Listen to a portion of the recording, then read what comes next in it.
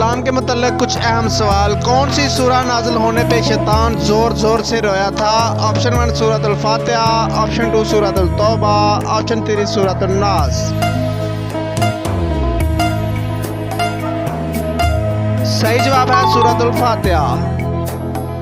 दूसरा सवाल, कुरान पाक की वो कौन सी सूरत है जिसे 10 बार पढ़ने से अल्लाह ताला जन्नत में घर बनाता है? ऑप्शन 1 सूरह यासीन, ऑप्शन 2 सूरतुल मुदस्सर, ऑप्शन 3 सूरतुल इखलास।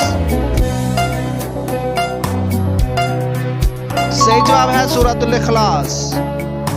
तीसरा सवाल, कुरान मजीद में किस दरख्त को मुबारक दरख्त कहा गया है? ऑप्शन 1 अंजीर का दरख्त, ऑप्शन 2 जैतून का दरख्त, ऑप्शन 3 खजूर का दरख्त। सही जवाब है जैतून का दरख्त। आखिरी सवाल, हजरत मोहम्मद सल्लल्लाहु अलैहि वसल्लम के बाद अगर कोई नबी हो